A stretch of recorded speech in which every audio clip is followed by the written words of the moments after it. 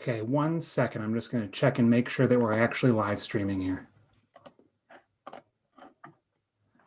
Okay, folks, we should be live on Facebook. Let me just make sure we're live on. We are now live on YouTube, and we should be live on Twitter. Chair Wilson, I'll hand this over to you. Okay. All right, good evening, everyone. I am Shawnee Wilson, Chair of the Rochester Police Accountability Board. I am joined for tonight's hearing by our board members. I am joined by Vice Chair Dr. Celia McIntosh, Arlene Brown, Dr. Bob Harrison, Reverend Dr. Ricky Harvey, Ida Perez, Rabbi Drora Settle, Danielle Tucker, Reverend Matthew Nikoloff, and we are also joined by our Executive Director, Connor Dwyer Reynolds. Okay. Over the last year, police response to protests have defined our city. That response has been described in countless media reports and legal filings.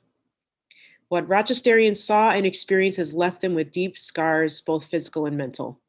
Citizens have said that they were confronted by military-styled police formations and vehicles. They were chased through neighborhoods, tackled on the pavement. Some were struck by police vehicles, whacked with batons, shot in the chest with pepper balls, hit in the head with flashbangs, fumigated by tear gas, and overwhelmed by sound cannons. Individuals stated that they had suffered serious injuries that were sustained from the use of so-called less lethal weapons, and many are still experiencing the health impacts of the harm done to them during protests. Our community has called for answers, which is why in November 19, Rochesterians overwhelmingly voted to create a police accountability board. Accountability means, of course, first and foremost, getting answers. Answers to questions tonight like, why did the Rochester Police Department respond the way that it did? Could the RPD have done something differently? And then other questions like, what are RPD's new protest policies all about? What do they mean for demonstrators in the future? Will these newly developed protest policies keep Rochesterians safe? The Rochester Police Accountability Board's job is to answer these questions. That's why last month, we launched an investigation into the RPD's policies, practices, and procedures involved in police responses to protests and mass gatherings. Our investigation is broad. We will be requesting a wide range of documents and evidence from the RPD. We'll be talking to experts on protests, policing, and nonviolence from across the country. And we'll be talking to Rochesterians about what they have experienced and what they think needs to change. Our investigation has begun by looking at the Rochester Police Department's new protest plan. This plan was presented last month to City Council by Chief Harriet Sullivan and Executive Deputy Chief Andre Anderson. It was created explicitly to respond to last year's protests. Tonight, the PAB's goal is to understand this new plan through an oversight hearing. An oversight hearing is a meeting where witnesses answer questions from government representatives. You may have seen oversight hearings conducted by members of Congress. Tonight's oversight hearing will be similar. We'll begin with the Chief and Executive Deputy Chief presenting their new plan to us. Then board members will ask our witnesses questions about that plan. We look forward to hearing their answers. Before we begin, we would like to acknowledge that we do not yet have in place the level of language access which we need. We are working on, for example, having ASL interpreters through the Facebook's live stream and captioning. We will have captioning through the Facebook live stream. In future oversight hearings, we will have ASL as well as Spanish interpretation. So I will now turn over the floor to Chief Harriet Sullivan and EDC Anderson. Thank you very much, Shawnee Wilson, and good evening to everyone. What I'm going to do is have the Executive Deputy Chief present the plan that we developed to City Council, and with some assistance from Mr. Nick Petiti. And then we can, I'll be more than happy to respond to your questions. I'll be the person responding for the police department. And then, as I said, if there's anything, any questions you have, we'll make sure that they're addressed to the extent we can. But if I don't have an answer tonight, I will certainly make sure I'll do some research, and I will make sure I get back to you with that. So with that, EDC and Mr. Battiti, if you would, please.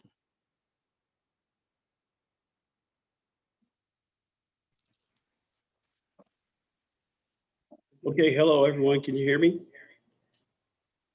Trying to.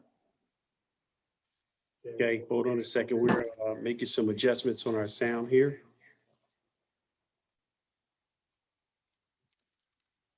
Yeah, I'm gonna go up.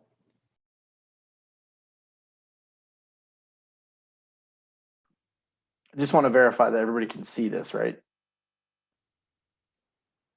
We can see you.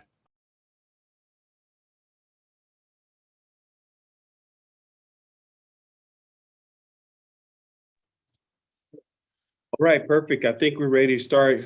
Once again, thank you all for reaching out to us in order to talk about our response to what may be a protest here in Rochester. Our goal overall is to provide a response that is measured, one that's proportional, and one that will allow for us to provide the greatest safety for the public as well as our citizens.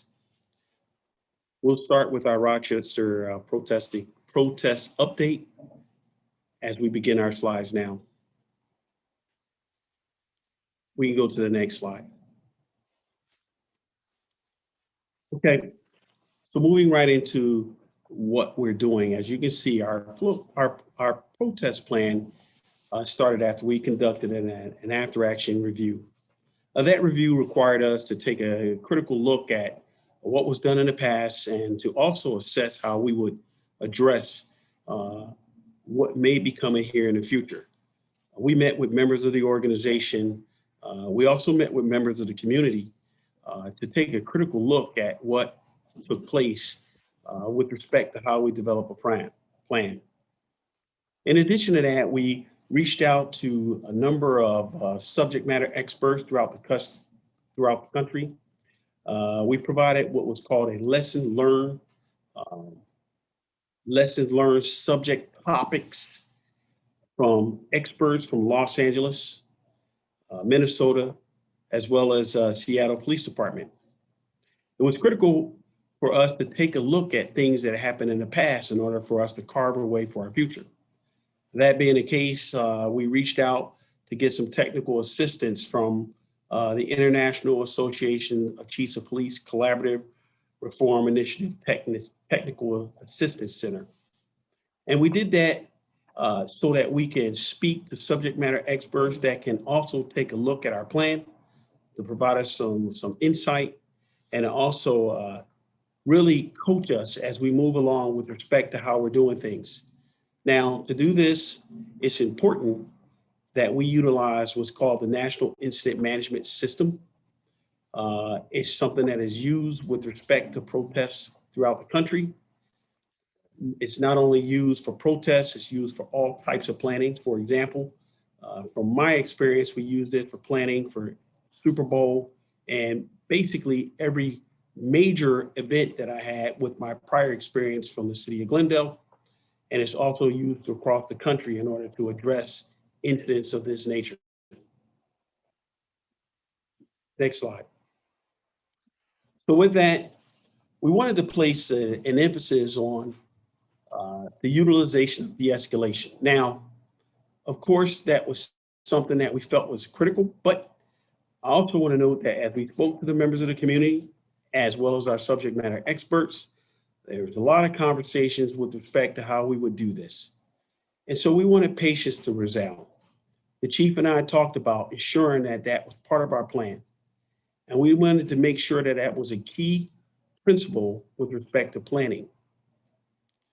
We also wanted to ensure that we created the proper vision and direction for the members of the organization. And we did that by way of a mission statement. That mission statement is the Rochester Police Department is committed to supporting the United States Constitution. Whereas the First Amendment protects the rights of peaceful assembly. And we know that's critical. And we made sure that was part of our plan. We wanted people to understand how important it is that we are committed to public safety. As we know as police officers, our responsibility is to protect the public from criminal acts, and some of those criminal acts include violence. So we recognize that while we're protecting the citizens and those that protest, sometimes there are individuals that commit criminal acts of violence. And we have a critical role with respect to doing that.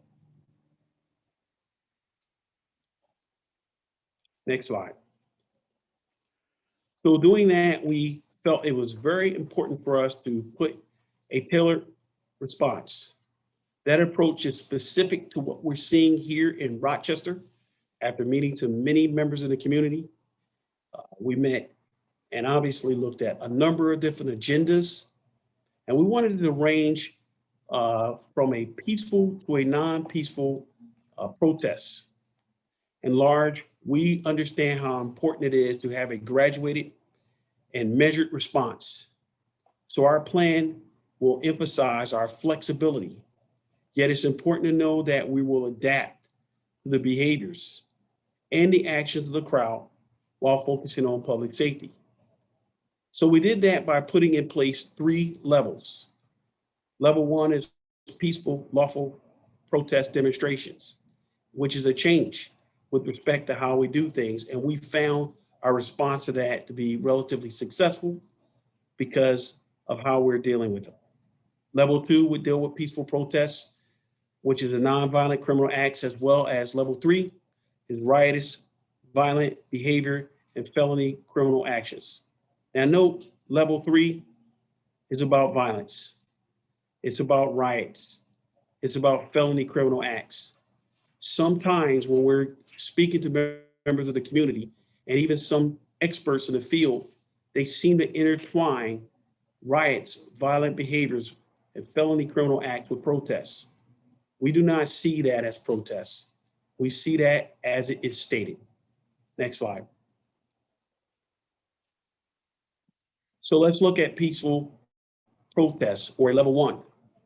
We define them as a gathering of citizens that are nonviolent and not committing crimes that impact other community members, and the group or individual express disapproval of government or an institution. Now, this may, as indicated, involve protest advocates, as we've seen in the past, those that may hold signs and may include boycotting or participating in marches, sit-ins, displaying a particular symbols, or handing out flyers. For those individuals that, as we know, are passionate about protests, and it's important for us to protect their rights. Next slide. A level 2 protest is defined starting with non-violent yet criminal acts. And these are gatherings where individuals are nonviolent and they're actively committing crimes, what we see from time to time, such as blocking a thoroughfare or acting disorderly, or things of that nature. Yet we understand that in no way shall the police tactics and reactions to the crowd be predicated on the protest group's verbal expression. We understand that we have to protect the rights for people to speak freely. We understand that we also need to protect the fact that there is disagreement with action of the government as well as our institutions. And we welcome that as part of our culture. So we know how important it is to allow for those things to take place. Level 3, again, I want to clarify. When there's level 3, these are riotous, violent behaviors and felony criminal actions. Now keep in mind, there's often a lot of conversations about what we might do with respect to these types of incidents. So sometimes you have to ask yourself that question. What do we expect the police to do when we have individuals looting, when we have individuals setting fires, when we have individuals using threats of violence, creating terror to the public, and committing harmful acts that injure people that are rightfully protesting, that are injuring police officers and many other people. As public servants, we have to respond. So in response to these types of crimes, the activation of the mobile field force must be used, and we must put in place rapid response teams, and the utilization of our incident command system is warranted. The reason for that is because these, in many ways, are situations that require an emergency response. And that emergency response requires us to modify our scheduling, to activate our police officers, to bring them at work, and to utilize this incident command system, which will require all hands on deck. It'll also require us to work with a number of our partners in order to quell situations that keep the community safe, as we've seen in other places, how important it is for us to make sure that everyone is safe in Rochester.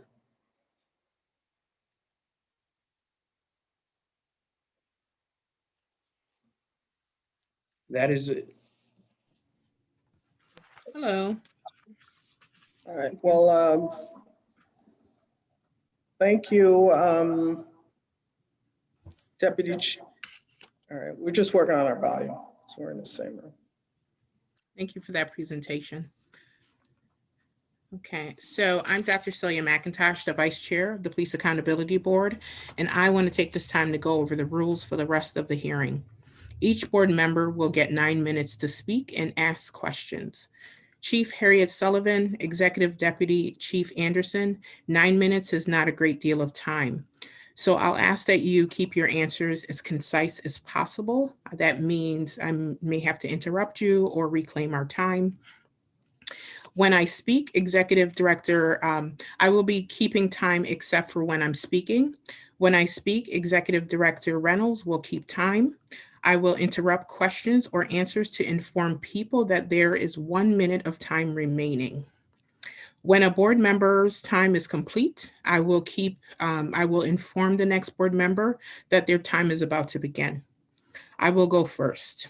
The order after me will be Board Member Arlene Brown, Daniel Tucker, Ida Perez, Reverend Matthew Nikoloff, Rabbi Dror Settle, Dr. Bob Harrison, Reverend Dr. Ricky Harvey, and Chair Shawnee Wilson. Executive Director Reynolds, please start my time.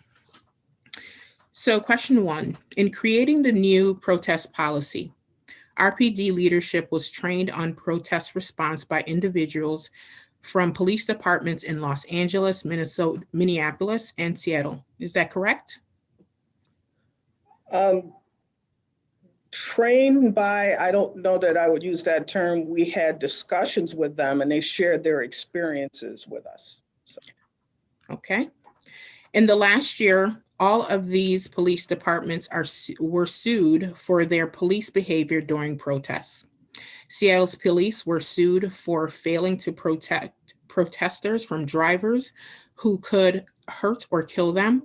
Minneapolis police were sued for targeting and attacking journalists covering Black Lives Matter protest. And Los Angeles police were sued for creating what has been called a brutal and unconstitutional crackdown on protesters. Why did you choose to learn from police departments accused of protest-related wrongdoings? Because they'd gone through these experiences and they made mistakes and had to look internally at their operations and make corrections. They're exactly the kind of agencies we want to look at. If someone hasn't had any sorts of issues or concerns or hadn't been involved in a protest at all, then they would not have been able to help us much as far as ensuring we don't go down the same path or make similar errors. Thank you for that. Last summer, Camden County, New Jersey's police force was widely praised for marching in solidarity with Black Lives Matter protests. The same tactic was used by Sheriff's Department near Flint, Michigan. In Baltimore, the police helped them protest peacefully by not using escalating techniques, and many other departments deployed. Did you ask for assistance from these departments in creating your protest response plan?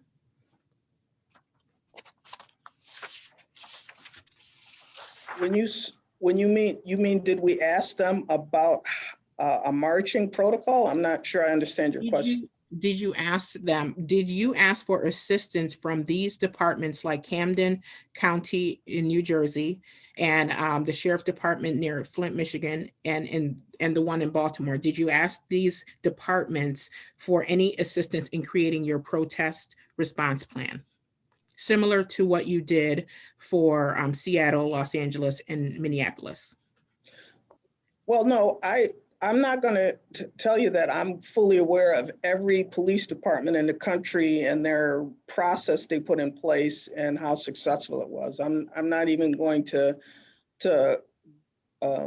confirm for you that I have all of that information. I do not. Our goal was to look at what did or could go wrong and to examine that and figure out how we don't make similar errors. So.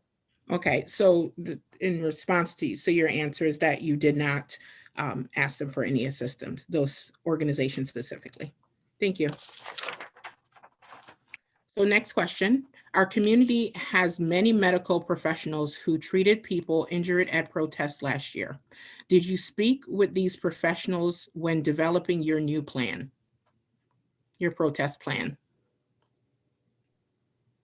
Medical professionals? I don't believe so. I've spoken with some, and they shared with me some of their experiences and some of the issues they dealt with, but I didn't speak to them on a level as police chief to get formal guidance on the injuries and to have that inform our process. Thank you. I had some conversations with some protesters who were injured, and they shared that with me. And so that was pretty informative for us as well. Thank you. Rochester has elders who put their bodies on the line last year to keep those protests peaceful. Did you speak to these elders when developing your new plan? Can you tell me, I've spoken to some, can you tell me who specifically are you asking me that I speak with? I'm asking you if, okay, so let me restate the question. Did you speak to these elders, any elders that put their bodies on the line last year, keeping these protests peaceful? Did you speak to any of these elders when developing your new protest plan? Yes. Okay. Question 6, Rochester has thousands of community members who attended protests. Some were injured during these protests. Did you speak with injured protesters when developing your new protest plan? Yes.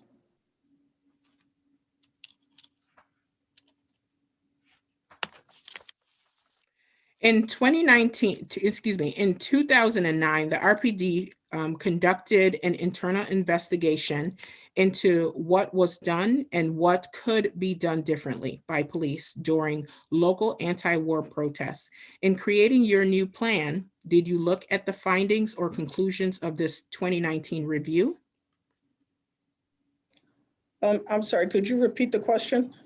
So the question is, in creating your new plan, did you look at the findings or conclusions of this 2009 review? So in 2009, the RPD conducted an internal investigation into what was done and what could be done differently by police during local anti-war protests.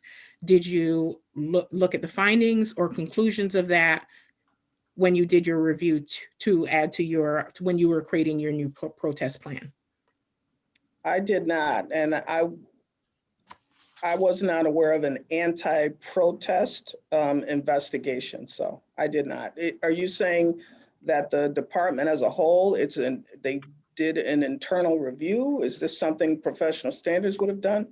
I'll read the question again. In 2009, the RPD conducted an internal investigation into what was done and what could have been done differently by police during local anti-war protests. Did you use any of that information in creating your new plan? No, because I'm not familiar with it, so okay, no, I did not. Thank you. In 2016, Mayor Warren said that Rochester Police Department did not do everything correctly in responding to a Black Lives Matter protest. In response, the RPD conducted a review of police use of force at the protests. In creating your new plan, did you look at the findings or conclusions of this 2016 review?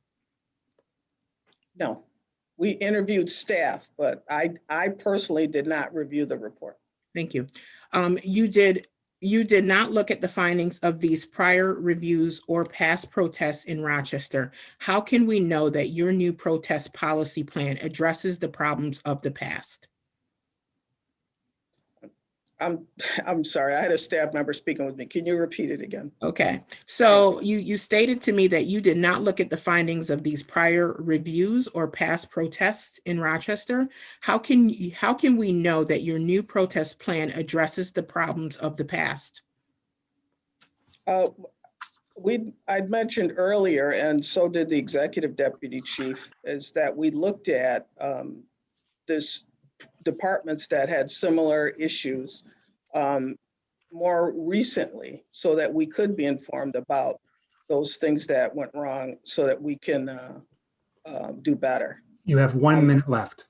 Okay, thank you. But I may, so just let me clarify. I'm speaking specifically to did you look at the protests in Rochester to see if when incorporating your new protest plan, if that would address the problems of Rochester's past? Well, I believe I mentioned earlier that we met with the protesters who shared that information with us, and we wanted to get their feedback on it. So that's the source we went with. Okay. Thank you. So I am going to turn this over to Arlene, our board member, Arlene Brown. Great evening. We are all here, and as I say all, not just those of us who are on the panel, but anyone who's taken the time to observe us. We're here because we all love Rochester, and our collective goal is to make sure that this city is safe, secure, protected for all of its citizens. Chief Sullivan, I would like very much to meet you in person. I am so excited that you love the city enough to come out of retirement, to step forward during troubled times, to say, look, I will step to the helm because I know and believe we can do better. And for that, I say thank you. And for Deputy Chief Anderson, your love for the city is reflected in your listening and learning from the community, because that seems to be your area of expertise. That's where your heart is. Let me hear what the community has to say so that we can all do what's best for the city. And that's what we're all here for. We may be approaching it differently, but it's all about putting Rochester on top. So keeping that in mind, my first question is, one place that I saw a need for improvement was the presence of police dogs at last year's protests. I understand that these dogs came from the state police force and not RPD. And I'm glad to hear that there was an agreement reached afterwards between RPD that the state police would not bring dogs to Rochester again. Right. My desire is to make sure that this agreement sticks. Rochesterians need to be sure, or rest assured, that dogs will never be used against them in a protest. My question is there an enforceable written agreement that bans any police agency from using dogs at protests in Rochester? Thank you, ma'am. That's a great question. We've spent quite a bit of time meeting with all of the police chiefs in Monroe County, including the sheriffs.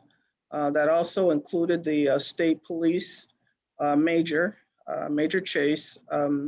So I give them credit for coming to the table with us and having discussions about, how we would move forward with this process. Now, our goal here, my goal was, I'm very big on communication, and you know, I can't be too upset with someone not doing what I want them to do if I haven't told them what it is I want them to do.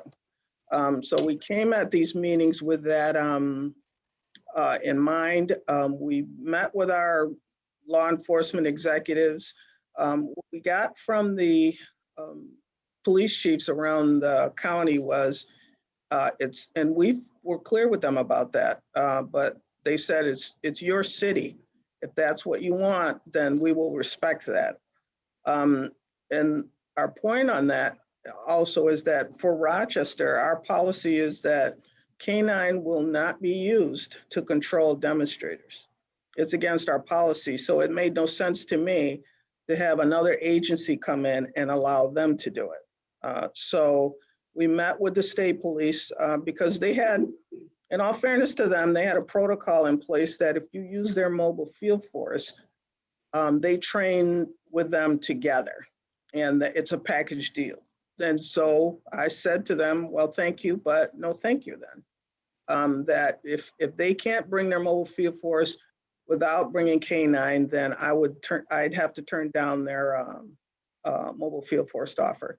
So we did meet, and we came up with some alternatives that they're going to, if necessary, supply us with regular troopers that would help with call for service and things of that nature. But also reiterating to them that, yeah, no K-9, absolutely not. So. Okay, thank you so much for that, because I didn't know how that worked, whether the state police is above you and no matter what you say, they're going to have things their way anyhow, or what happens if they break the promise? Oh, no, we're not going to do that. And then there's some miscommunication. I don't understand how we fix that so that they keep their word. And if they don't, what happens next? Well, and again, that's another good point question. But again, going back to it's important to be clear about communication and rules. And so, like I said, I explained to them that's our policy in Rochester, that we will not use K-9 to control demonstrators, for crowd control.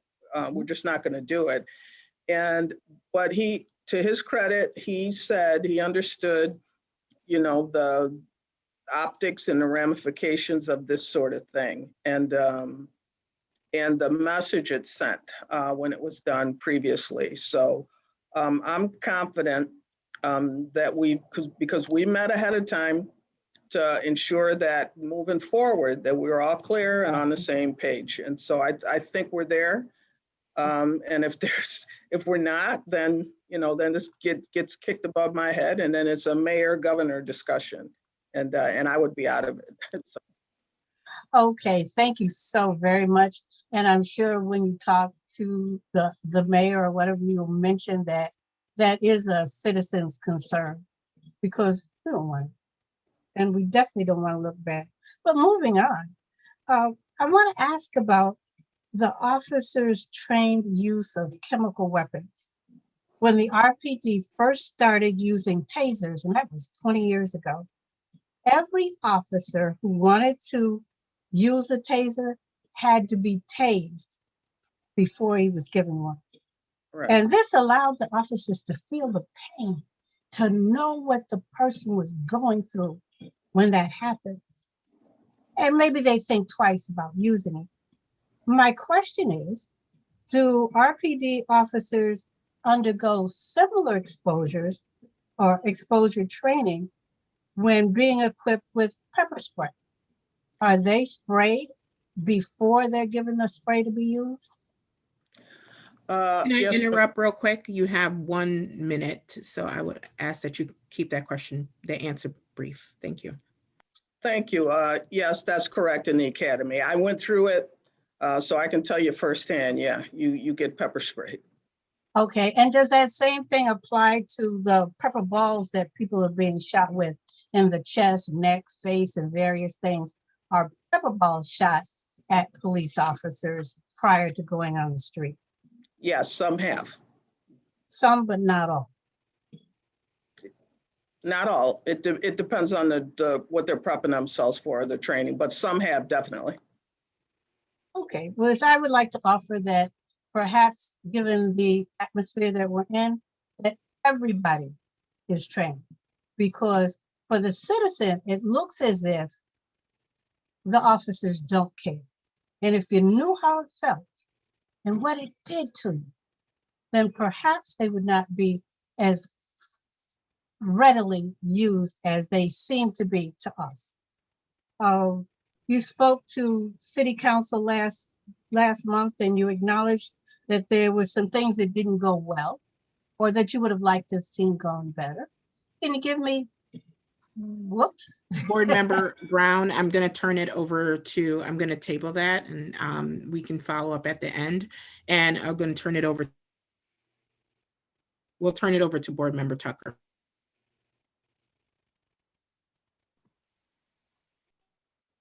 Thank you, Vice Chair. Good evening. So Chief Harriet Sullivan, you told City Council that the reason you created the new plan was so people could understand what the rules of engagement are. After hearing about the plan, the rules and protests are still unclear to me. This is because many of the terms in the plan are vague. For example, in the plan, the RPD can only deploy its heavy tactical unit when protesters show signs of physical aggression. I don't understand what a sign of physical aggression is. I'd like to hear some concrete definitions here. For example, is a sign of physical aggression for a protester to shake a fence? Is that a feet away from a police officer?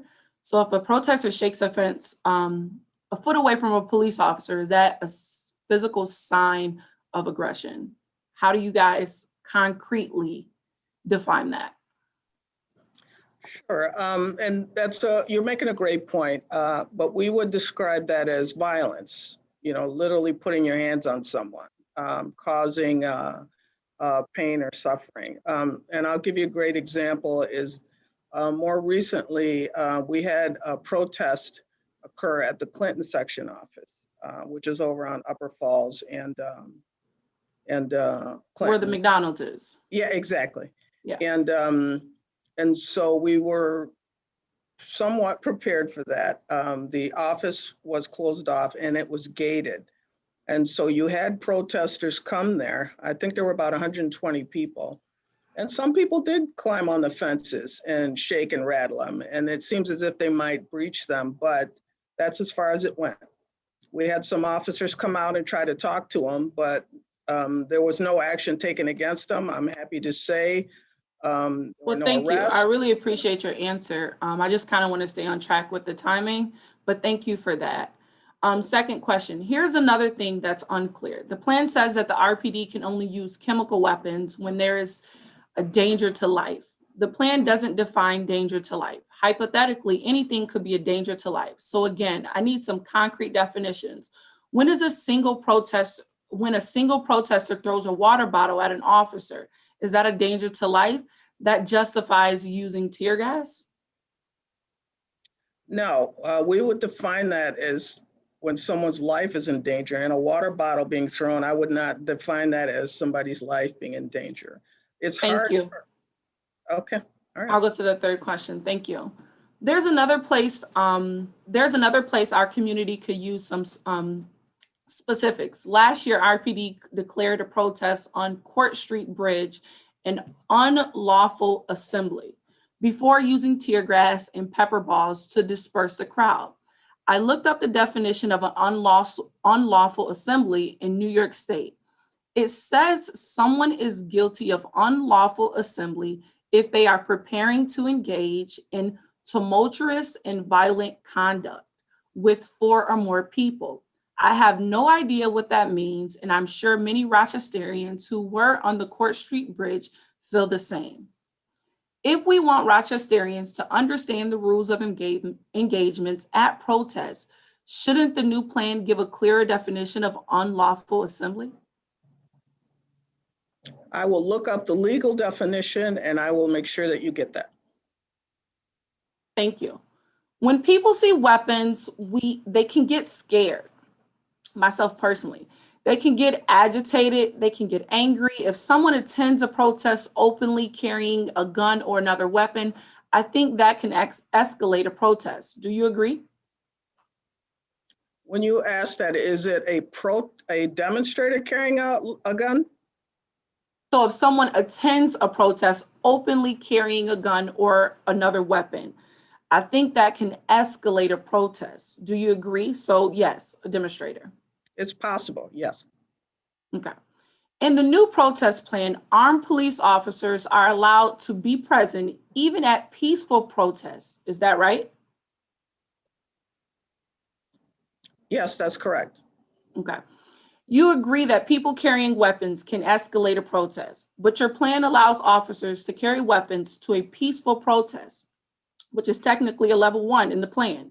Does your plan allow the presence of armed officers to risk escalating peaceful protests? They're there to keep the peace as well and make sure nobody gets hurt. So yes, definitely, that's part of their duties. If I could just loop back around to the previous question, we had stated that a demonstrator attending a protest with a weapon could possibly escalate a protest. So officers showing up to a peaceful protest in full gear and with weapons, do you think that could possibly escalate a protest? It's possible. It depends on the actions of the people that are present there. Somebody being there alone is not going to be an escalation. I know plenty of officers who do a great job of communicating with the public, and I don't see it as an issue. Okay. Are you familiar with the July 2020 report by ProPublica, pronounced ProPublica, on police tactics at protests? No. Okay. According to that report, experts say that mere presence of weapons like pepper spray and tear gas at protests often incites panic, intensifies confrontations, and puts people on all sides at risk. Do you agree with these experts? I would prefer to review the report, and then I can certainly give you my response on that. All right, it was a That is report from July 2020, and the report was by ProPublica, PUBLICA. Yeah. Okay, great. Thank you. Thank you. That's all that I have for you today. Thank you, Chief Harriet Sullivan. Thank you. There was 1 minute left. So next person, Ida Perez, board member Ida Perez. Good evening. In your plan, you have said that the RPD officers will exemplify a great deal of patience and de-escalation during protests. Days ago, or now maybe a week or so, the world watched a group of RPD officers respond to a distraught 9-year-old in their custody by handcuffing her and pepper spraying her in her face. Why should we expect RPD officers to de-escalate a protest when they cannot de-escalate a situation involving a child in their custody? Well, I want to go back to the example I gave for the Clinton section protest, where we had 120 people out there. A lot of people were upset and angry. They rattled the gates and tried to breach them. No arrests, nobody was hurt, and that's exactly what we're moving towards. So I'm going to hold that up as an example. But yet they couldn't do it with the 9-year-old. Okay, thank you. My other question is, are you familiar at all with the Puerto Rican Festival? Yes, I've attended it. Yes, I'm familiar with it. So the Puerto Rican Festival is one of our Latinos community's most important annual gatherings. I served as president of the festival, and I was a board member for almost 17 years. It is a celebration filled with enthusiasm and pride. Over the last few decades, the RPD has responded to the festival aftermath by deploying helicopters, military-style vehicles, and sound cannons. To address this response, a group of residents and community leaders from the Northeast area in the Clinton corridor, including myself, created a Northeast Safety Committee, Are you familiar with that committee? Yes. Okay. So the committee original goal was to promote safe and peaceful gatherings during the aftermath of the festival in 2019. We spent months planning and organizing with the RPD to avoid the militaristic response to of the past. But when the festival arrived and people started, gathering, the RPD threw all the community's work out the window and repeated the same problematic behavior. I know you spoke to many people when creating this new protest plan, and I know that the aftermath is not necessarily a protest, but did you speak to anyone in the Northeast Safety Committee or on the Puerto Rican Festival Board about the RPD's response to the Puerto Rican Festival aftermath? I have, but I will also say, not just me, other members of my staff, but what I will also say is I can only speak for myself and what I'm willing to do and what this team I put in place is willing to do. And we've had a few conversations. There are people over there still that I've known for years, that we have relationships built, and that's what we're going to move forward on. So I would welcome any conversations you want to have offline about it and planning and getting ready for it for future festivals. Because like I say, I attend it, I enjoy it, and I think it helps Rochester overall, all of us, if it's a successful event. So I'm happy to play my part in that. So, I do want to say that as the story of the Northeast Safety Committee shows, RPD hasn't always done a good job listening to the different parts of our community. I want to make sure that when creating the new protest plan, you listen to all the community. Mhm. Who did you speak to in the Latino community when creating the plan, other than the safety committee and the board members? Did you speak to anyone else in the community? I've got to think. Well, other than some of the more obvious folks, Councilman Melendez, Pio, Daisy Algarin, her husband, and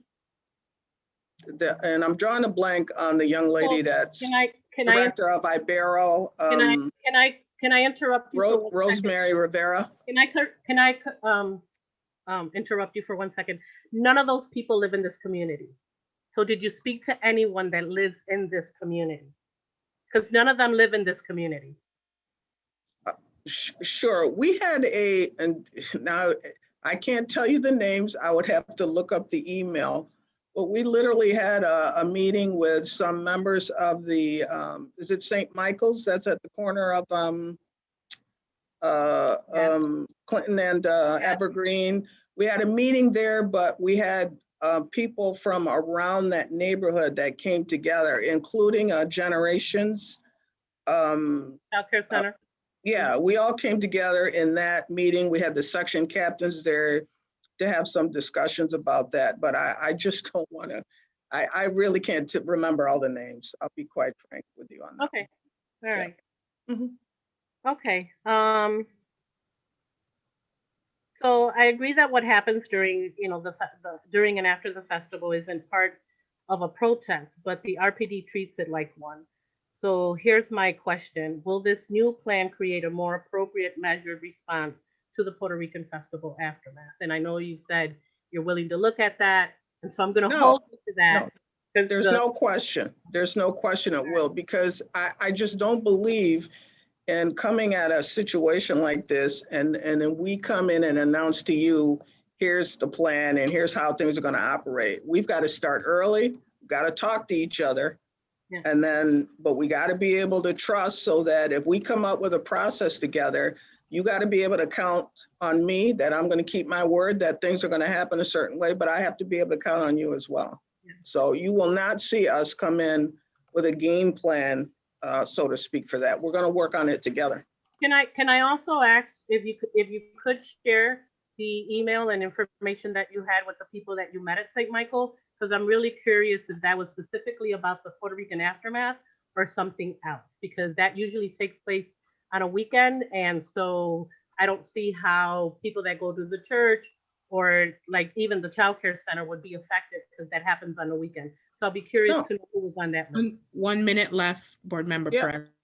I have no problem with looking up the email and sharing the names. And no, I can tell you, it wasn't just to discuss the festival. That wasn't the goal. There were Okay. some issues in the neighborhood and Okay. we wanted to get together and discuss them. All right, thank you. Mhm. I'm done, thank you. Thank you. Now we will move on to Board Member Reverend Matthew Nikoloff. Thanks. Evening, Chief, and excuse me, Executive Deputy Chief. Thank you for being with us this evening. I'm really curious. You know, we can talk about policy, we can talk about plans, we can talk about programs, all that we want to, and we all know, right? Your pastor talks about tithing. Everyone sends in a pledge check, but then nobody gives money. Pastor's not doing a very good job if people aren't following the practices, right? I know a pastor we both know who would not stand for that. Accountability means knowing when something isn't working, and it's not just about having a plan, it's about having a culture change. So, right, and so much of determining this, you mentioned adapting between these phases during a protest, right?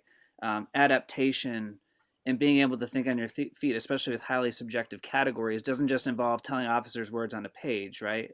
As a musician, as an artist, as someone who works with people, you have to practice ahead of time. You have to have training. You have to have a different kind of culture, right? People have to be proactively engaging these things ahead of time. Executive Deputy Chief Anderson, you recognized that when you became Ferguson's police chief, you said that despite how good the officers were, the culture and how they learned needed some tweaking, correct?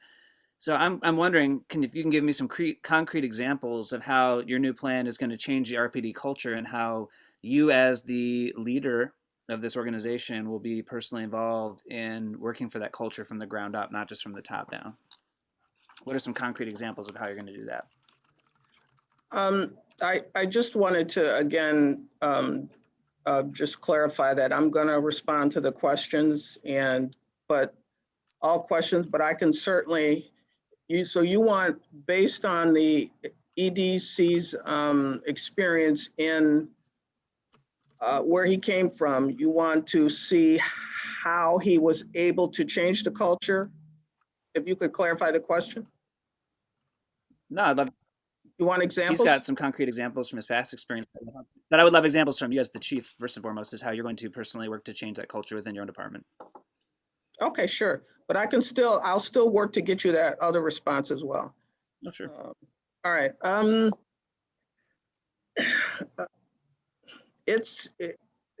For anyone here, I know you've done a lot of preparation and homework for your roles as members of the Police Accountability Board. So I know you know that to change a police culture it's difficult and it's a challenge. So for me, a big part of that is come at it from setting a tone from a values perspective. So for example, I've advised our staff that when we look at things like who we're going to promote or who we're going to put into leadership roles, that there are certain criteria they have to meet. They can't have discipline issues. They've got to have a reputation for being able to communicate well with the public and, excuse me, allergies, but I wanted to let them know when I walked in the door that I'm looking for competent, committed, ethical people, that those are critical skills that they have to have before they can move up to a promotions level. Another piece for me is that we really have to ensure that we give our people some good basics in training and leadership. Like I saw a need for us to address things like problem solving. And so we came up with a training opportunity where we taught people the SARA model. You would conduct research, analyze the situation, review it to see how well the problem's being fixed, and then you would want to assess it again so that when community members call them for help and in dealing with problems like this, that they've got the basic skills to be able to do that. We are working on one piece. We just had a meeting a few days ago on a leadership institute so that we can ensure that anyone coming into a supervisory role, starting at the basic levels, will get that sort of conditioning and training on being a leader, dealing with the community, building relationships, understanding that it's a partnership, and that the whole point of this program is that we want our people to come out of a gate being at least well-equipped on a certain level, but also clear about our expectations on accountability. If you know you've got somebody on your shift that you've seen examples that they don't handle themselves well and how they speak with community members, we have to address that. We just have to.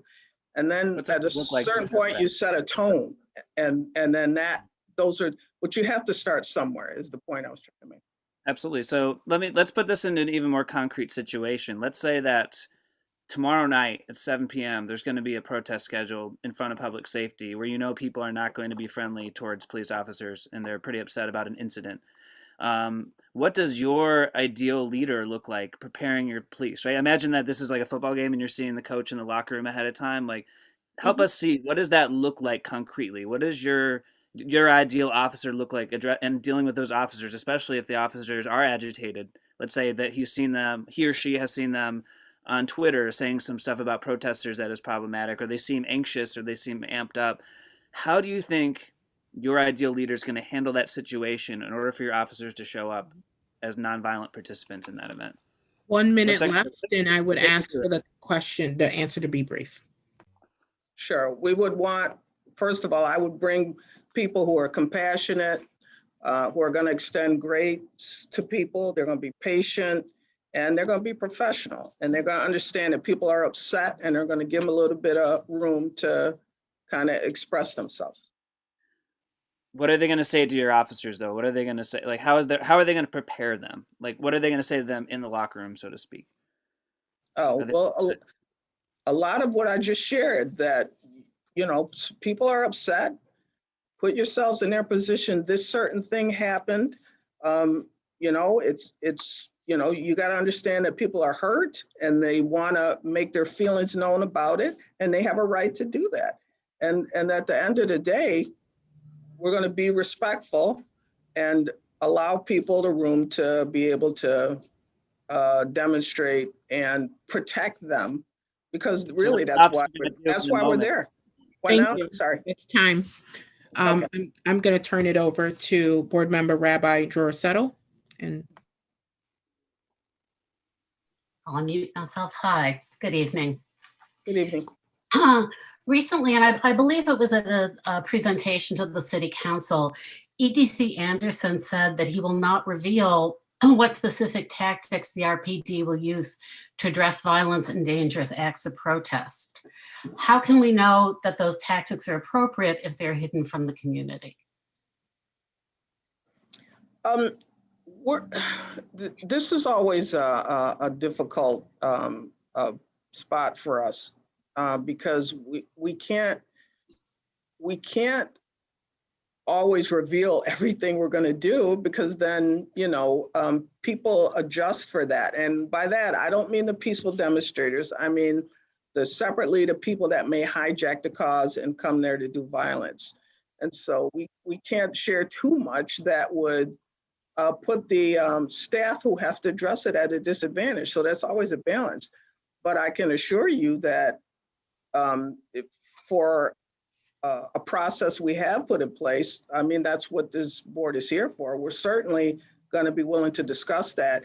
And if it's something, a particular sensitivity that we don't want public due to not wanting to reveal too much of the tactics, then I believe, someone correct me, that we have the option for executive session that we could discuss in more detail. Okay, so in that sense, even if you can't disclose these tactics publicly, you can discuss them privately with the PAB. Is that what you're saying? Exactly. Okay, great. Yep. Thank you very much. Okay, on another topic, the Geneva Protocol is an international treaty that states the use in war of asphyxiating, poisonous, or other gases, and of all analogous liquids, materials, or devices has been justly condemned by the general opinion of the civilized world. The protocol, along with the Chemical Weapons Convention, bans the use of chemical weapons in warfare. Many countries around the world, including the United States, have signed these treaties. Do you think weapons banned in warfare should be used against citizens at protests? There are some things where we would agree to use, and there are some we do not. And so the difficult part is we want to obviously evaluate everything we're doing, and where we can make changes and get rid of certain things, we will. So, for example, we don't agree in the use of CS gas on protesters or demonstrations. We just do not do that, and will not. But keep in mind that for us, this is a fluid process. We've only been there 90 days. We have to evaluate our process. There are some things we're definitely phasing out. It's just we have to be ready now, but then also be able to work through a process to phase out certain things and then get other alternatives. So are you willing to say that in principle, chemicals banned in warfare should not be used on citizens? Yes or no? You said your question was chemicals banned in war?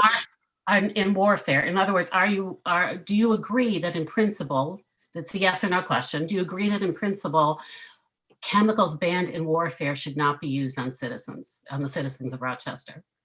I would like to know exactly what I'm banning, and then I would feel I could make a more informed answer. So I could look at that information and then. Okay, so you're not willing to say no to that. All right. Thank you. The RPD equipped officers with pepper spray for the first time in 1967. That year, the state NAACP sought a court order that would ban the RPD from using pepper spray. They say the suit said, such weapons in the hands of some police officers will be utilized disproportionately in the Black community of Rochester and might serve to compound the poor relationship between Rochester police officers and the Black community. 50 years later, it seems that they were quite prescient in their understanding of what might happen. How do you think that can be rectified? And do you see any evidence or can you, sorry, I lost my note here. It seems that came true, unless do you have any evidence to the contrary? And if not, if you don't have evidence to the contrary, are you willing to again consider that the pepper spray is inappropriate for use in our community? I'm certainly willing to have a discussion on it. Like I said, we're looking at all of our internal processes and looking at alternatives and to see what we can use instead. But until then, we have to look at ways to keep the public safe, but also keep our staff safe. And again, we're not focused on peaceful demonstrators. That's not what this is about. But we have to have some options if we get into riotous, violent behavior. That's what we have to be able to address. But that's always a last alternative. So getting back to that issue of how demonstrations or protests escalate, according to the Marshall Project is a journalism project that collates and looks at research in certain areas, particularly related to policing, and they have studied research over the past 50 years about the way that crowds of protesters and police interact with each other.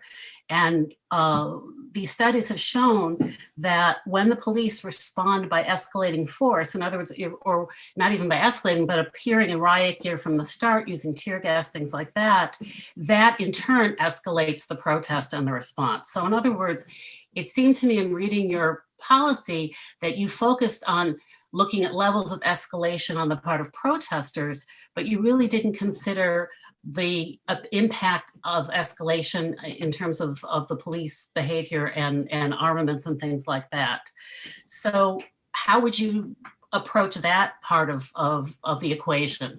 In other words, not only looking at escalation from protesters, but how the actions of the police escalate the situation as well. 1 minute left, so I'll ask that the answer be brief. Sure, I don't necessarily, I don't disagree that we have to be careful in how we conduct ourselves because it could escalate. I don't disagree with that. But I would say to you that our process does look at keeping things level and de-escalated, because we expect our officers to keep a certain tone and then only react to increased levels of violence. Not are you willing to consider the idea that just the fact that the police arrive in riot gear has already escalated? I started my answer saying that I believe you have a point there. So. Okay, thank you. Right. Thank you, that's time. I'm gonna turn it over to Dr. Rob Harrison. Thank you, Dr. McIntosh, and thanks to everyone for coming. My first questions are actually directed towards EDC Anderson. Sir, is your primary residence in Rochester? Again, I'm responding to the questions for the department. Yes, ma'am. But myself, I do not live in the city of Rochester, and the executive deputy does not. Is the executive director's primary residence in Monroe County?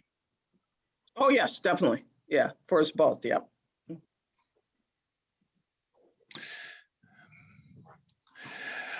How do you select officers to respond to protests and demonstrations? Well, we have to look at, well, primarily it's staffing. Who do we have assigned in what capacity? Who can we move? You know, tactical unit staffing, 4th platoon. I mean, those are the things that side. And their immediate, the officers' immediate supervisors are usually sergeants, is that correct? Generally, yes. Is that that's generally the structure? Yes, it is, yeah. And of your sergeants, what's the racial breakdown? I could certainly get that information and get back to you. I'm not going to give you a specific number when I just don't remember the numbers specifically. Have any officers been excluded from contact with demonstrators? I can't tell you that specifically. I can certainly check on that and let you know. Are there, have RPD related social media posts been examined by you and your staff? I'm sorry, could you repeat that? Have we examined our? There's some concern that police forces have been infiltrated by right-wing organizations that frequently communicate through social media. So it makes sense to examine social media postings to see if that's the case. I think I recall a Homeland Security issue where there were 10,000 members of a particular disruptive Facebook. Have you all done that? We do examine postings, and yeah, we do examine that. I can share that with you, and I'm familiar with that. I'm aware of the concern there. I will tell you too that I have regular conversations with federal authorities, and they've assured me that if they become aware of any information on in the course of their investigations of something of that nature, that they would bring it to my attention immediately. Thank you. Are there organizations that RPD offices are banned from? Yeah, again, I would have to look at the policy to give you specifics, but I can tell you there are definitely, they're definitely prohibited from being involved in groups that promote hate and things of that nature. I could get the policy and let you know. Thank you. And as a part of your plan to deal with protests, do you have contingencies for if right-wing organizations show up and want to do counter demonstrations or interact or threaten with the demonstrators? Yes, we do. We do. We definitely had internal discussions about that, and also with federal authorities as well. And are you prepared for a mass casualty event? In other words, in some locales where there's concern like this, they station first aid kits and so on in the areas because time is precious. Yeah, we had talked about being a part of that incident management system. It also involves the fire department and the county's emergency Office of Emergency Planning. I've definitely participated in that, and helped rewrite some of our protocols for that. So yes, definitely. Obviously we would not want to have to utilize it, but that's definitely a part of this command system, which is why we made sure we dealt with staff and made sure our supervisors were up to speed on the process, and just refamiliarized them for the people who had not been through the process in a while. Thank you. One last question. Sure. I noticed that when EDC Anderson made his presentation in the beginning, he loves the word requires. He uses that word often in explaining why something is done a certain way.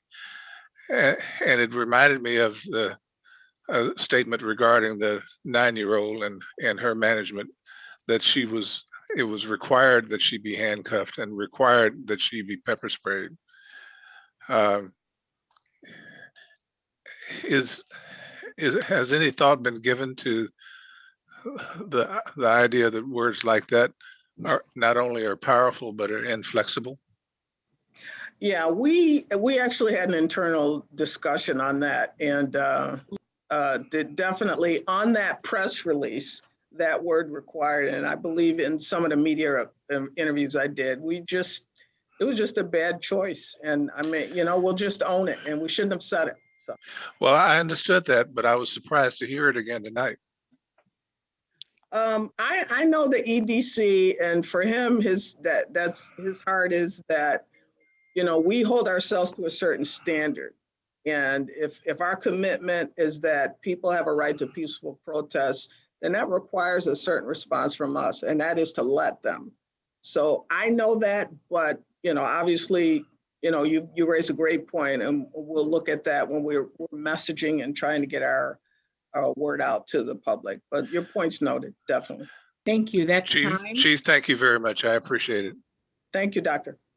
Thank you. I'm going to turn it over to Reverend Dr. Ricky Harvey. Muted.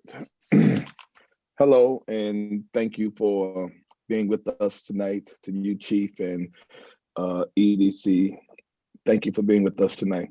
I want to veer actually to a question that the public is asking, even as we're meeting tonight. And that question is not my question, but I'm asking this question on behalf of the public who's asking the question right now. And they're asking, where do we go when the policemen or the police officers are the ones called and they noted, and I'm not certain that and I'm sure that I'm not in agreement with this particular word, but they said all of the injuries. But the question is, the community is asking, where do we go when the police officers are the ones causing the injuries. And I think they're referring to the fact that we meaning community, we called the police for help for Daniel Prude. We called the police for help for the 9-year-old, and we end up with the results that we got. And the community is asking, where do we go? Well, I can speak for myself and for the executive deputy and the team we have in place at the executive level, and that we certainly have if that's where people feel safe to go to the Police Accountability Board, I would welcome that. And, obviously we will work in partnership because that's a part of why we're here, to work together to address any concerns. So, but I'm a big believer that if people don't feel safe coming to me with an issue or a problem, or to the mayor's office, or to some of the section offices that they could certainly visit, if they want to come to you as a PAB board, and then we'll work it out together. Okay. Well, we watched many protests in Rochester, and some of us were out there trying to, on the front lines, actually trying to keep it peaceful this past summer. So I know how stressful these protests can be for officers. We were there. Many officers handled that stress very well. Some do not, and some did not. And I know you reviewed the protests from last summer, and my question would be, did you identify any officers who performed poorly, as we witnessed in the last protest? And some of us on the front line even spoke to the former chief about some of the behaviors that agitated the people. And so the question is, did you identify any officers who performed poorly, and were they removed from protest duty, or how was that handled, or is it being handled? Sure, great question. First of all, I obviously don't have extensive knowledge about the past protests, but I can assure you that for anything, and I'm assuming we're talking about people where this was brought to someone's attention, there was a complaint filed. That part I can assure you of, without discussing publicly personnel issues. But I can assure you that if it was brought to someone's attention and a complaint was filed, or a supervisor was advised and it's documented, then definitely from my team's perspective, yes, it definitely was addressed. Your new protest plan says that the tailored approach, the levels 1, 2, and 3, will determine what happens at a protest. I agree. But I also know that the behavior of the officers, sort of mentioned earlier, determines what happens at a protest. Right. If a protest goes bad, if a protester gets hurt, if an officer gets hurt, when should we hold the RPD responsible for their injuries? Well, you've got a few questions in there. First of all, I can assure you that we have to take individual circumstances and really examine them. And if we did some things wrong, then we've got to own that and address it. But at the same time, I've got a duty as police chief that if someone else does something wrong, and like I have to be concerned about serious injuries, if people come to protest with serious weapons. And again, I know, like a lot of those protesters, I know what they're capable of. They're peaceful people, and I know they came there, they want to express their opinion and let it be known that they hurt or they object. So those are things I know. But I also know that some people come with a different agenda to hijack the cause. And I think those have to be kept separate and dealt with separately. You don't hold the peaceful protesters accountable for somebody who's coming there with an agenda and wants to hurt people. And, you know, I can assure you that on my part that will happen. And, you know, that's the best that I can do. I'll do my best to make sure that people who are come there to peacefully protest, that they're allowed to do that and they're protected. That I can assure you of. And my final question would be, I agree that violent agitators should not be allowed to disrupt peaceful protests. Exactly. But I wonder how officers know the difference between a violent agitator and a non-violent person who is agitated. One, and what specific things does RPD look for to distinguish agitators from non-violent people who 1 may minute be left. agitated? 1 minute left. Sure. I don't think it's that difficult, but the violent agitators are trying to hurt people. The peaceful protesters, they're going to be animated, they're upset, and they may be yelling, they may be calling names, but they're not trying to hurt anybody. And that's clear to me. I don't see that as difficult at all. Okay. Thank you, Doctor. All right. Okay, Thank you. I'm going to turn it over to Chair Shawnee Wilson. Okay, thank you, Vice Chair. All right, thank you. All right, so Chief, I just have some questions for you. Sure. So, you know, when the Madison Police Department wanted to change its approach to policing, it adopted what is now known as the Madison model. The Madison model says that the best way for police to ensure peaceful protest was to do an immense amount of community engagement before a protest ever happened. Special police officers were designated as liaisons to speak to protest organizers and community leaders. Officers were taught to be guardians and partners rather than warriors and opponents. This plan doesn't seem to reflect the Madison models. It doesn't say much about communication or about community liaisons or guardian mentality. So I'm just wondering why. We have community engagement officers. We spent a lot of time going out, talking to different people. I have, our officers have, our executive staff has, and I would ask you to really give some thought to this, that I was not planning on being chief. And so when I came in October and hit the ground running, I literally hit the ground running. So that means that we had a lot to do. You know, I had no executive staff. We had to fill those people in, and we had to do what we could as quickly as we could to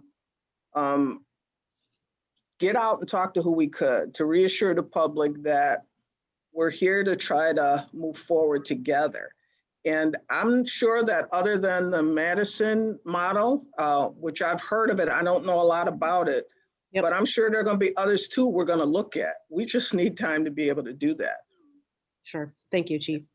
So my next question is that, you know, the protest plan, the new protest plan requires protesters to adopt principles of nonviolence. Does this program require police officers to adopt the same principles? Yes. And okay, thank you so much. Can you please give specific examples about how police are required to be nonviolent under this new plan? So I hate to be repetitive, but it's our first real test since I've been in place. But for example, like I said, at the Clinton section more recently, and people were upset, and you could understand that over this most recent incident regarding the pepper spray. And so we had the protesters come there, and we had staff on scene that were inside, but all the protesters saw were 4 officers. And they came out at a certain point and talked to the protesters. Some were upset and he didn't want to hear it, but that's okay though. My motto is sticks and stones, you know. People are upset, you know, they want to vent and have something to say. And so you just let them say it, but we can control our response. And we did that day. All right, thank you, Chief. Mhm. So next question, does the RPD prepare officers for protests by educating them on the nature of different kinds of protests? For example, when police officers attend Black Lives Matter protests, are they trained on what Black Lives Matter means to protesters? Yes or no? I can't speak for the past, but I can tell you for us, definitely. Yeah.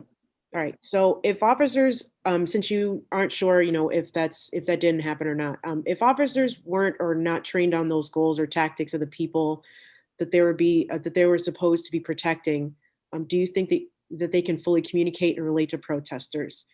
And how do you envision that changing under your leadership of the RPD? Well, I can share with you that now and moving forward, a big part of our process has been to put yourself in the other person's place to the extent you can. Try to understand. And then most of all, remember why you're there, that people have a right to express their concerns. They have a right to do that. And a part of our job is to be there and make sure they can do it safely. Not to escalate the situation if it's not necessary. But we're supposed to be protecting their right to be able to do that.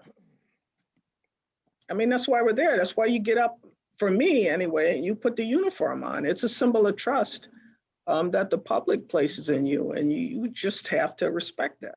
I just feel very passionately about that. Thank you, Chief.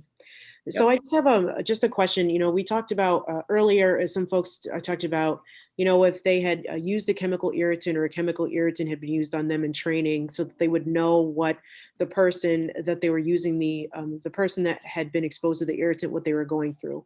Have you, executive or the deputy chief, or any upper level staff, have you ever been hit with a pepper ball in the chest, torso, in the arm, or in the neck? Or do you know of any of that during your training or in any incident? I know I have not. I've been pepper sprayed, but on the pepper ball, for me, no, I've not. But I know some other staff has, but I couldn't tell you specifically who though. Okay. So, and you don't know if anybody has ever been shot in the spine, and you've never been shot in the spine either with a pepper ball, any other, tear gas canister, anything like that? No, I've never been hit with a pepper ball. I've been pepper sprayed. Okay, thank you. So, when we can, a lot of folks during the protest reported there was a community talk about, or community reports that, people had been shot in the chest, torso, face, and the legs, arm with a pepper ball. So, I guess, I know that I've spoken to about this in the past, and with you and with other folks, but, how do, when we're aiming the pepper ball or aiming the gun at the ground, we are dispersing the pepper ball gas in the air, how would you determine if the officer or officers that shot their pepper ball was aiming at the ground and not aiming at the person's face? Because that was the concern, and that was the reports during the summer and during the fall. I can't speak to past protests, and I'm happy to, again, I think if we could talk in a private session or executive session where we can talk more about tactics, then I'd feel more comfortable with us telling you more in depth as to what adjustments we've made to address things like that. Does that help?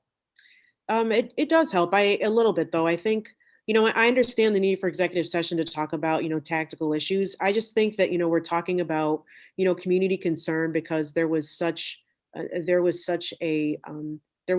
lot of people that were hurt during the protests. And so, we talk about— I've spoken with some of them, yeah. Exactly. So that actually leads me to my next question. I know that you told one of the other board members that you had spoken to one of the protesters, when you're creating your new plan, what did they ask you to do? We talked to a few, but some of the things that came out was communication, like for example, some, we're really open about saying, talk to us, let's talk, so that when we have a protest plan, we can have a discussion so that what our game plan is that what we're looking to accomplish. And like some of them were there to, which impressed me, by the way, but some of them were there to, they were there for oversight, to oversee their own protesters, so that if you did have people coming in to hijack the cause and were looking to be violent, they addressed them. And they made some great points that they would like to have connected with law enforcement so they could come to an understanding about that. And, so it helps between police staff and them to really try to know who each other are and to monitor that. So those were some of the things. I could give you other examples, but I don't want to use up all your time. Thank you, Chief. So, when you were they part of the final draft of your new protest plan? Did they get the chance to discuss that stuff, discuss the contents of that with you all? Oh, definitely. Yeah, definitely. Like I said, I've had those discussions. The ED has, people like Officer Moses Robinson has, some of our community affairs officers. It really boiled down to people that they knew and had relationships with, and where there was some, trust on a discussion. And some of them, they came to the table, not that they necessarily trusted me so much, but somebody else did, and they were willing to come for their sake. And so we were, that was across the board, talking with different groups. So just, and I'm going to turn it over to our executive director after this last question. I think since you had protester input into what happened during the protests and coming up with your new plan, what did they ask from the RPD about their use, about chemical irritants, especially pepper balls, tear gas, and other things that concerned folks across the city? What were some of the things that they asked you to do around those things? Well, for me in the discussions I had, it was less about using that as it was, being us understanding who the peaceful people were and who the violent ones were. That's what was shared with me. Okay. Executive Director. Good evening, everybody. I'm going to just ask some follow-up questions here, some technical questions that we didn't quite get to before. I want to understand what this protest plan is. As I understand it, there was a 2-page document released to City Council that was titled Protest Plan. Is that going to be made public? The level 1, 2, and 3 and the explanations, it's maybe slightly abbreviated, but that was made public. We put out a press release that included that information. Is that the protest plan? You mean the presentation we just gave, or what do you? I'm sorry, what are you asking? No, the 2-page document that's titled Protest Plan that was sent to City Council. Yeah, the one you saw that you asked us to present today? No, this. It says protest plan. Is this the protest plan? Yeah, it's what can be released publicly, but that's what the PowerPoint is based upon. Okay. Is there a more detailed written protest plan? Yes, there is, and we've been open about that. We're not. Okay. That's not something we would publicize. Can the Police Accountability Board see that? Yeah, we're working through the draft form because we had to keep making some changes, but I don't see why not. In executive session though, please. Is there a final draft is there a final protest plan? There will be, yeah. So as of now, there is not a final protest plan? No. Okay. It's a plan. We had to make some changes again. And so that's why it's considered draft. I could give you one even to look at confidentially. And then if we have to change it again, we're really just trying to ensure we tweaked it enough that we're good to go on it. That's all. If the protest plan isn't final, has the plan been disseminated to police officers beyond your command staff? In the police department, Yes. RPD, yes. Have officers been trained on the new protest plan? We've had discussions and meetings on it, and I think we talked earlier about the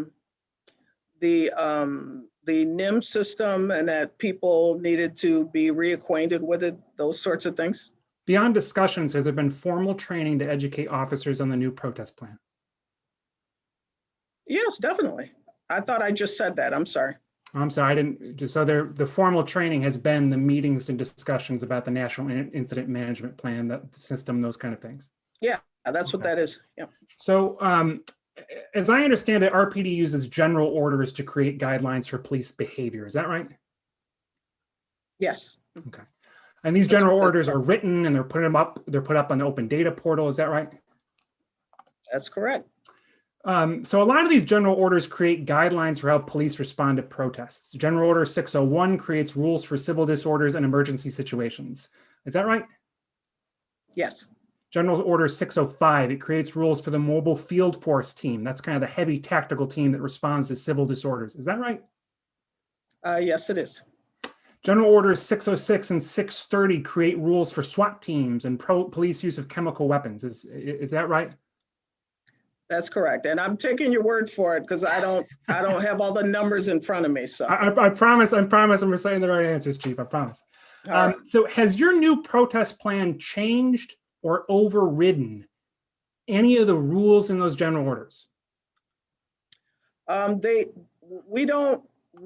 We have to follow our own regulations. Okay, so we would have to start with those and then, ensure, excuse me, that we hold our people accountable in how we move our process forward. So we would not move out. So for example, we had talked earlier about K9 being used for crowd control. I mean, that's within our regulations. So we don't move outside of that. But my position is we also don't allow other departments to do that either. Right, but your general orders, have any of them been updated or modified thanks to this new protest plan? No, we took the protest plan is from those orders. We didn't. I'm not sure that's the case, Chief. The new protest plan. Why don't you tell me specifically, and then we can discuss. So in General Order 601 says that SWAT can be used during protests in many cases, including exigent circumstances involving a threat from thrown projectiles. That is General Order 601. But in the protest plan that you gave to City Council, you say that SWAT will only be used in situations where circumstances require the need to save life. That is different from a threat from thrown projectiles. So there seems to be a conflict between the general orders and this new protest plan. No, without having the policies in front of me, when we looked at that, we were looking. I was looking specifically at minimizing their use, and there should be a part in there where we can. It directs how they're used, and we can use them. We don't have to use them for each of those incidences, but we can use them only for threats to major threats to life or safety. So are you saying that a threat from a thrown projectile is a threat to life? Because earlier in this conversation, you said that a thrown bottle was not a threat to life. I don't think a thrown bottle is a threat to life. So the general orders as they exist right now, General Order 601 allows SWAT teams to be deployed to protest if someone throws a bottle. That's what the current general orders allow. But your new protest plan doesn't allow that. I guess the question is, how are officers supposed to know what to do if the general orders that they follow are different from the protest plan? Because when we just talked about the protest plan itself that follows the NIM system, and that we worked and trained officers and had discussions on this process, that's what they will follow. Okay. And So officers know not to follow the general orders that are on the books that are open to the public. No. They know to follow their directions that they get, their orders from their supervisors. And when we come up with a plan like this, just because you could do 10 things on that list, it doesn't mean that we can't say, well, you're not going to do 10, you're going to do 5. What I'm saying is, so for example, if the order also says that you won't use canine to control demonstrators, well, I'm not going to step in and go out and then be less restrictive and tell them you can now use canine. We'll follow up on the conflicts between the general orders. I want to get back to something that board member Brown asked you. She asked if there was a specific enforceable written agreement to require the state police not to bring dogs into Rochester. And we didn't hear an answer on that. So is there a written enforceable agreement? My answer was that I met with every chief in the county and also the state police, the major, and that they agreed that they would not bring canine into the city. So there is not a written enforceable agreement. I can't have a written enforceable agreement with any agency. What I can do is meet with them, explain to them what our protocols and rules are, and get their support on that. Now, what the state police told me, and like I said, the Major Chase was very open in our discussions, and he explained how the process worked. He says, if we use their mobile field force, that includes canine. I said, well, then we don't want to use your mobile field force. No, I understand that, Chief. I just wanted to make clear that it's not a written enforceable agreement. It's an oral promise. I thought we were clear about that. So. Yeah, we just had to clear that one up. So here's the last question. Throughout tonight, you said you'd be willing to follow up by giving us answers in writing. Is that right? I'm sorry, you said, repeat that question. You said that you'd be willing to follow up at numerous points tonight on different points, that we, you wanted to discuss later, further, you want to get more details. If there are other questions I couldn't answer, I would get back to you. Yes. Right. Can we get those answers in writing?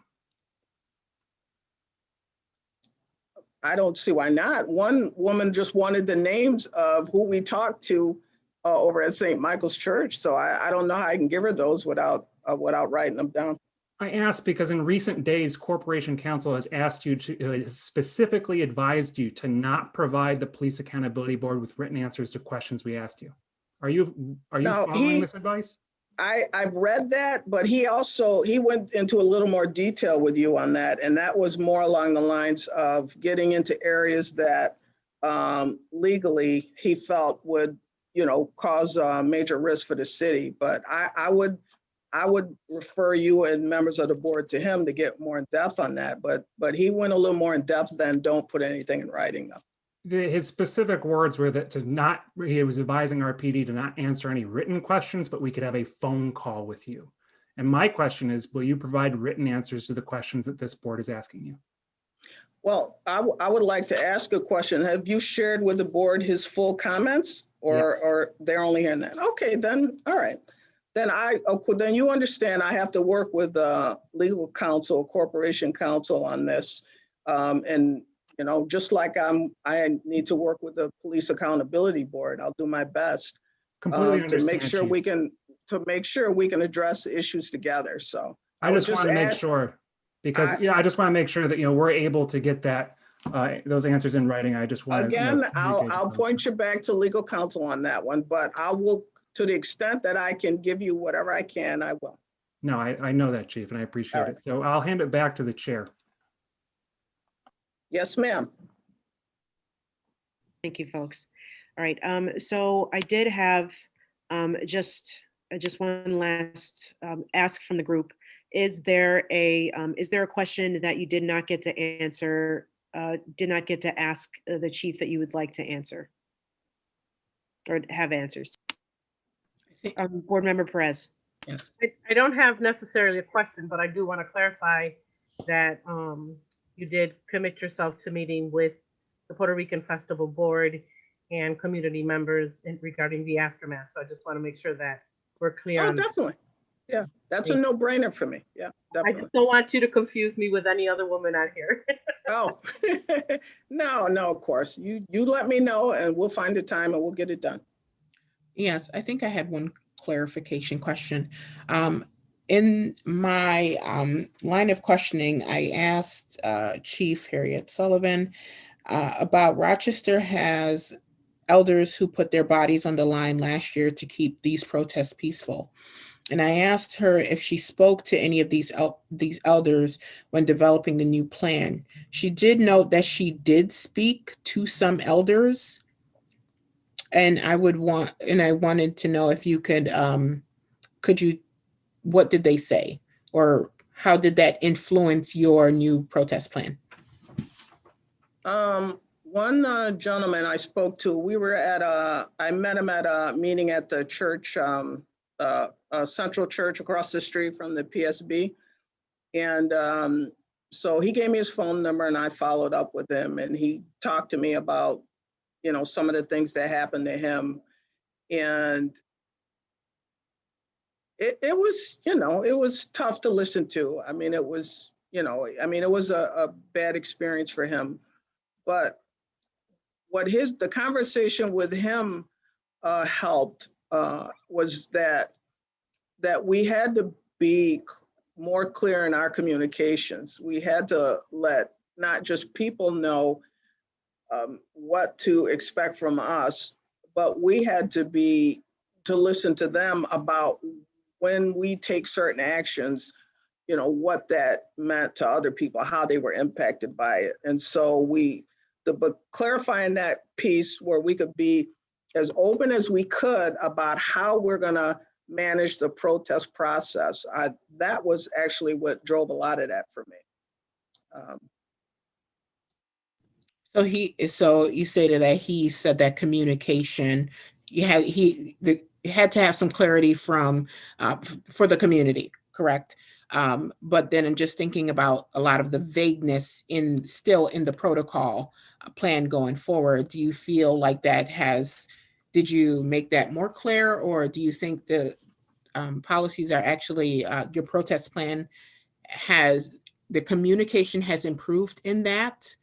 From that conversation? Yes, because one of the things he said was he's just there to protest. He wanted to make his feelings known, and all of these other things were going on, and he felt like if he understood that, and I'm not saying that everybody did everything right and there are no issues there, but the point came across to me, and what he said was that if we were, like, for example, Dr. Harvey talked about going down there and being part of the group that would try to help manage the process and help talk to people, that being clear about, okay, if peaceful protesters is one response. And so, for example, and I think it was the rabbi had mentioned in your demeanor and how we approach the situation, can we then escalate things? And so being aware of those things, and then also understanding that people are just there to say they object. And I think we have to keep those things in mind and try to be as clear as we can. And that was just our goal. Thank you. Mm-hmm. Matthew, Reverend Nikoloff, go ahead. Chief, back to the question of bringing espoused belief into practice, espoused policies into practice. Is there a rubric by which officers will be evaluated on their mastery of the skills needed in order to be able to serve in a protest? Will that be part of the plan? Or some sort of skill requirement? It was not, but I'm already taking notes on that. I like the idea, rubric. Yeah, I'm just wondering, and what skills will be required to make sure that they haven't just gone to a conversation with a bunch of people in a room. Right? I can go to a room and talk about praying, but that doesn't mean I know how to pray, right? And I just wonder, like, skills like nonviolence, for example. For me to be nonviolent, I don't just show up one day and do that. It's a skill, right? It takes a lot of imagination, training, To be a jazz musician, you don't just show up and play, right? You gotta master a bunch of skills, scales, situations. You have to do role playing. You have to be in communication with people who are not necessarily in the department, who are masters of that. So some of the questions I wonder, right, is who are going to be your teachers on those things that the department isn't very good at? Who are you going to reach out to help you to master those skills? What will those skills be? And will officers be required to demonstrate mastery in these skills before they are placed into situations where they can harm citizens? I know those are 3 questions, but I'm curious how you at least initially respond to that. No, instructors we've already been working on. The great thing is between the ED and myself, we have a lot of contacts from around the world in law enforcement. And so to be able to access them for training purposes for skill. Can you name some of those, who they are? Like some of who those people you're engaging with? We have 1 minute, and I'll ask the answer to be brief. Thank you. Okay, thanks. Sure. Chief Mitchell Davis, who is in Hazel Crest, which is just outside of Chicago. Chief, what the chief in Raleigh-Durham?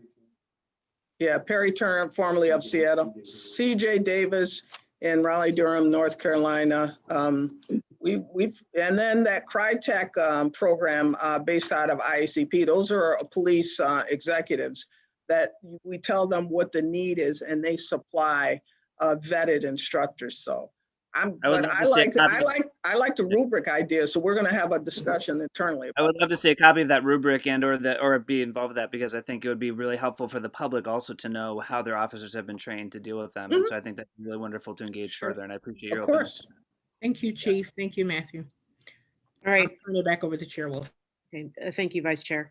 All right. Thank you so much, Chief Harriet Sullivan and the Deputy Chief Andre Anderson for coming to speak with us tonight. We will have follow-up questions, so we can just answer those in email like we said that we were going to do after.